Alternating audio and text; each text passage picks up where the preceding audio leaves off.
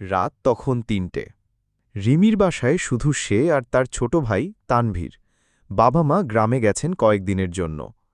হঠাৎ দরজার বাইরে শব্দ, ঠক ঠক ঠক। কেউ যেন কড়া নাড়ছে। রিমি ভয় পেলেও সাহস করে জানালার পাশ থেকে তাকাল।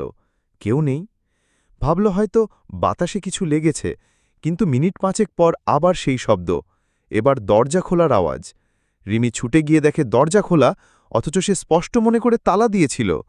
ভেতরে এসে সে তানভীরকে ডাকতে গেল, কিন্তু সে তখন অদ্ভুতভাবে জানালার দিকে তাকিয়ে বলল, আপু, ওটা কে?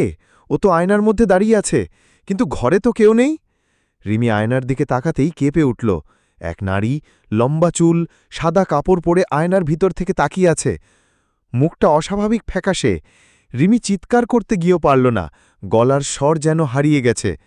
সেই রাতের পর থেকে আয়নাটা কেউ আর স্পর্শ করে না, কারণ সবাই জানে সে এখন সেখানে থাকে, ছায়ার অতিথি হয়ে।